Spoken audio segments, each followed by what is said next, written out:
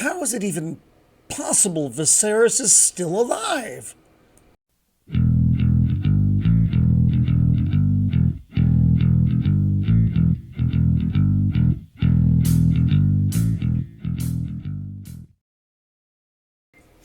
Greetings and welcome once again to Roman of the Empire. I am your host, Roman. Today, we're going to be discussing House of the Dragon, Episode 6, The Princess and the Queen.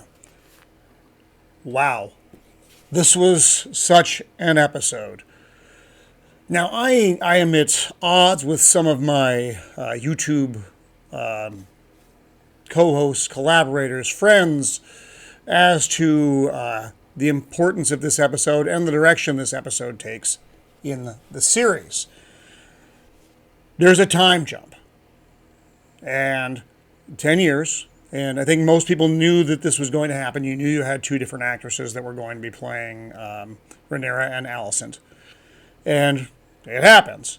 And there are many layers to this episode, and some folks didn't like the direction that it went. I actually thought it was good, the way it's poised to set up what's coming after. I didn't know what to expect going into this episode, really. I knew the time jump had happened. But at the end of the last one, Viserys wasn't looking particularly healthy. And no, I have not read the books. So everything I know about this series is based on this series. But I thought we might be coming out in the full-fledged war or something, because Viserys is dead and Rhaenyra, her queenship is questioned, something like that. But no, the old guy is still hanging in there. It's now he's down an arm, and he looks like he's like 1,000, but he's still hanging in there. You go, buddy. So we're going to dive into summary and breakdown of my thoughts on what happened throughout this episode. And there were some really interesting moves done here, and I thought it was a really good episode. Maybe I'll be proven wrong, and maybe everything I saw was actually a step in the complete wrong direction, but I hope not, because I really enjoyed it. So we start this episode with a now considerably older Rhaenyra giving birth. This is going to be, you find out, this is her third child. She is married to Lenore Valerian, married. You remember, they have an arrangement. He's not really into chicks, and she needs to make sure that the power arrangement is aligned. Immediately after the birth, one of the queen's servant folk come in, and the queen is demanding to see the baby. So this is not a nice move. This is not something a friend does. This is something a rival does.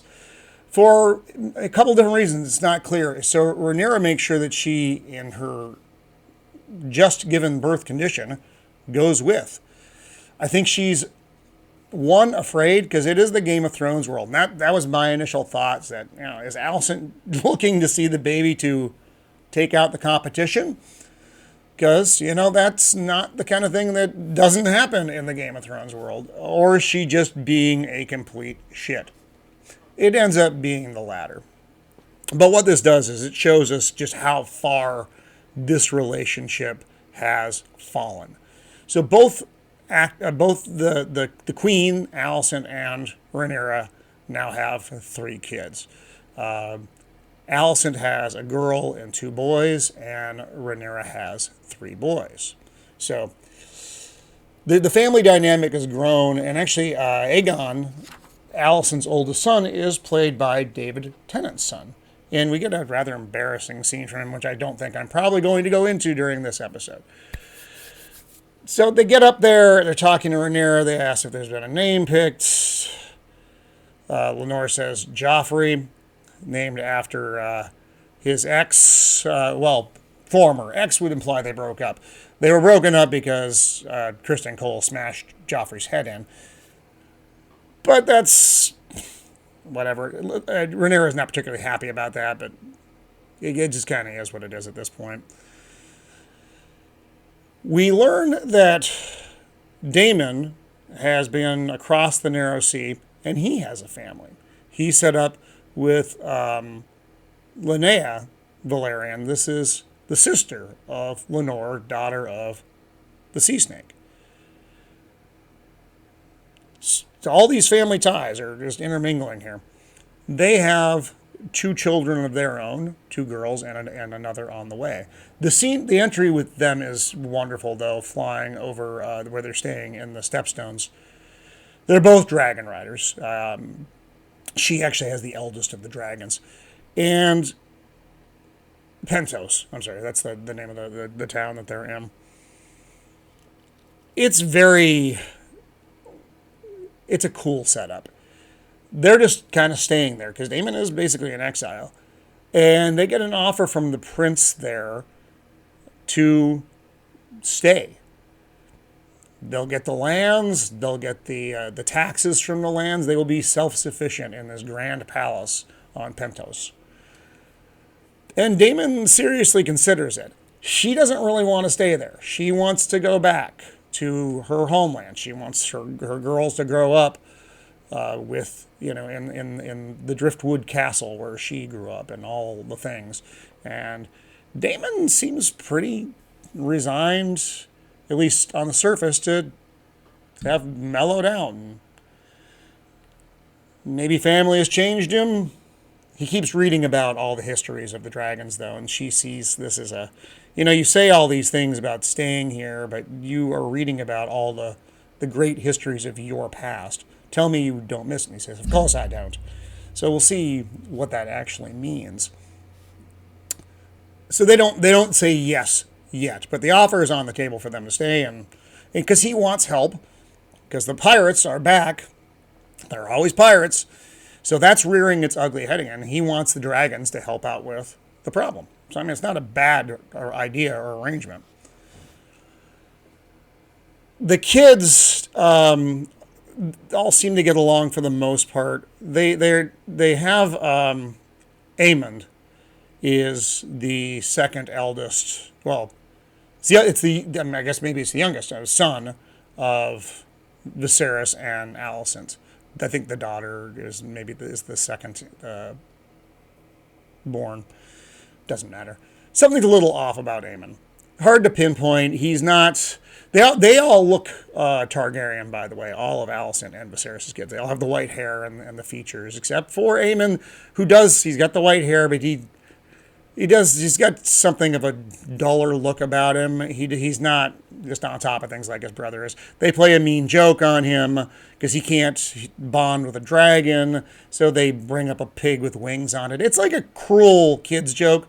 They all think it's hilarious, the cousins and the brother, but he doesn't think it's so funny. And you see kind of a deep look in his eyes. And he actually wanders down to the dragon keep, in with one of the dragons, who then proceeds to blow fire everywhere, scare the crap out of him, and he runs out of there. So you see this tension building, even with the children. Christian Cole is now a member of the Queen's Guard. He no longer takes care of Rhaenyra, he takes care of Alicent. You'll remember how things ended at the end 10 years ago when he made his confession. He was going to kill himself, and then Alicent stopped all of that.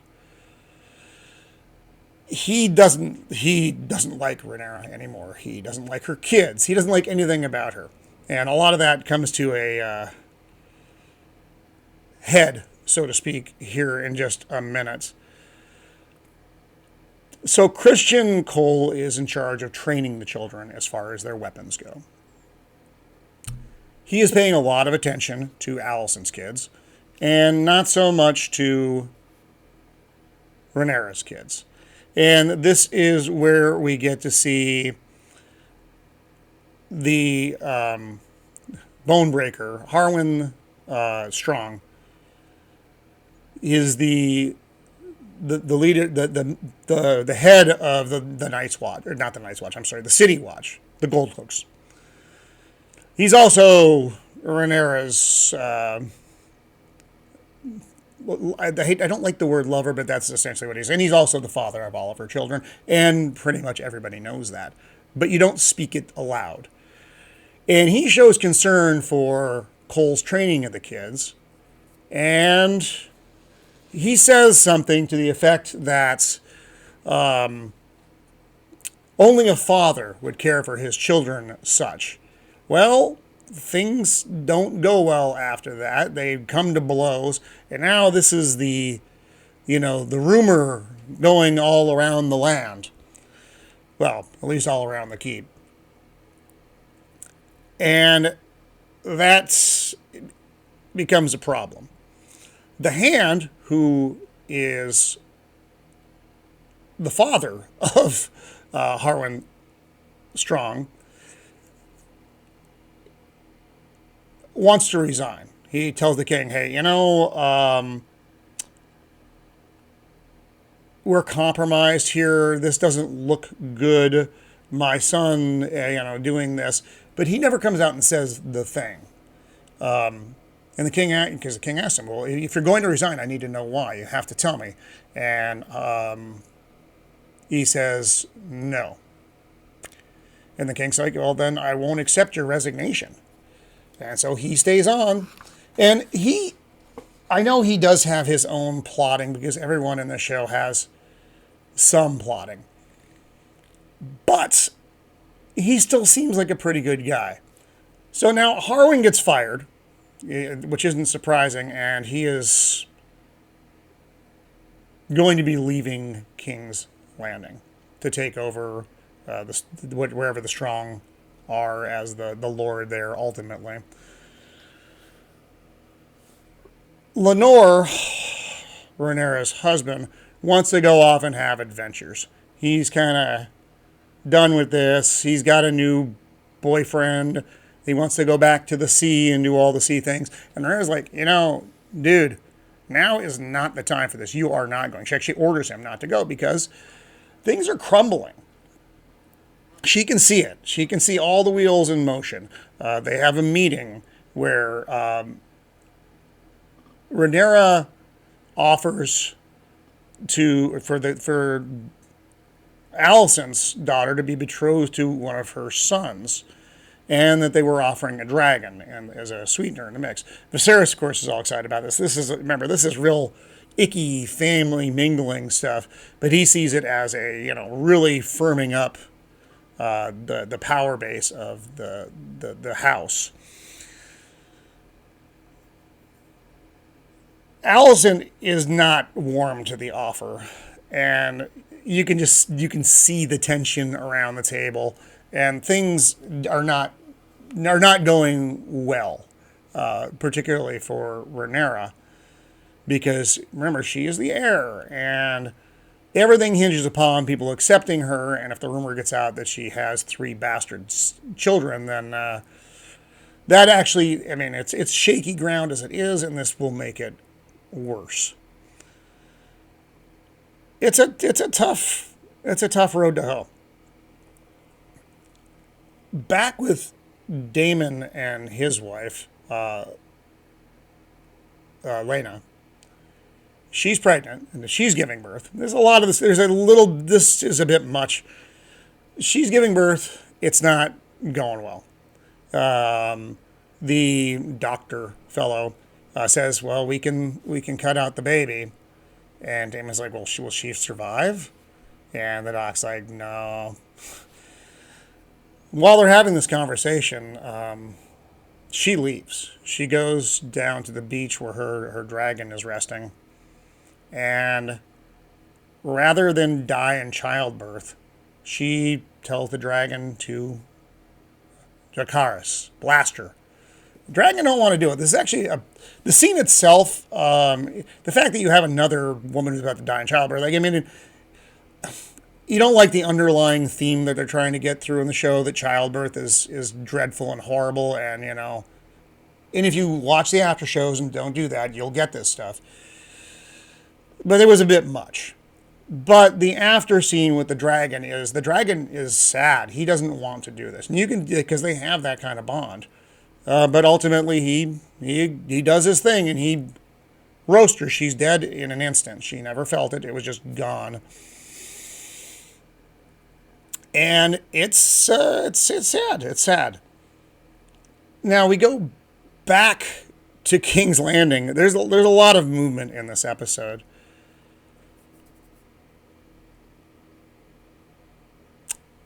Alicent has formed an alliance with Lars. Strong Clubfoot. That's an unfortunate name because he has a club foot, and it's not very kind, but that's what they call him. He's the kind of misfitty version of the Strong family. And he is devious, and you know he's devious.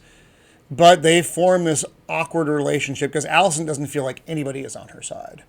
Except for him. He is on her side. And his father and his brother, the Hand and the father of Rhaenyra's children, are headed back. Well, he goes down to the prison, and you see him making deals with condemned prisoners. And in the end, he has them burned to death by these agents of evil in the castle that they're staying in. This news gets back to Alicent. She's like, "You did this. Why?" And he's like, "Well, you said you wanted your father back as Hand." And she's like, "Oh, I didn't want this." And he's like, "You will find a way to repay me one day." Devious. Just so much stuff in this episode. So this has happened. Rhaenyra, as I said, realizing her hand is probably about played. She and Lenore and the kids and as many people as they can muster leave King's Landing for Dragonstone, where she will do whatever she's going to do. She's safer there. She's not in immediate danger there. But there's a lot at play now. And this is what I was talking about with this episode. There are just so many things that happen. And I like the way it's setting things up. So Viserys is still alive, not in great shape, missing an arm. And they say that he can't see what his daughter has done. I think Viserys sees it quite clearly. I just think Viserys knows the ramifications if he acts upon it. His heir is gone, the heir he wants, and there could very well be war within the kingdom. It will be an uprising. It will be just not good for anything. It's turmoil, and he just wants it to stay right here. So no, we're not going to talk about that. Alicent is growing more fearful of Rhaenyra's ascendance to the throne. As Viserys grows weaker and older, that Rhaenyra's becoming queen is more likely. And she's afraid that she will kill her and her children to cement that throne. Daemon's wife is dead. He's living in the Stepstones with his daughters. And we don't know what's going to happen there. I don't think Daemon is going to be, now with his wife gone, I don't think he is going to be comfortable just riding it out in the Stepstones. I think there's going to be a move. And then Lars Clubfoot, Lairs, killed his father, the Hand, and his brother, Rhaenyra's lover, and the father of her children. And then Rhaenyra is now at Dragonstone. You have major forces at play here, particularly King's Landing, the Stepstones, and now Dragonstone. And then the sub-level devious stuff that's going on there. Christian Cole, who is not a fan of Rhaenyra. Lairs, the Clubfoot, devious, yicky fella. Is Otto Hightower coming back? I would say he probably is. And we'll see how all of this plays out. I really enjoyed it. I thought the episode looked great. I thought the CGI with the dragons was just on spot. It's doing everything that I wanted the series to do. And I know, like I said, I'm at odds with some of my contemporaries out there on this episode, but we'll see where it ends up. But again, if you're watching the show, keep watching the show. If you haven't watched the show, I don't know why you're watching this because you just got the entire episode. But I like doing the breakdowns. I like talking about these things because it makes, like I said, this is a show that makes you think about it after you've watched it. And that's a good thing in a time of bad shows. So, for now, this has been Roman of the Empire. Please like and subscribe, as it does help our fledgling channel. Signing off, be kind.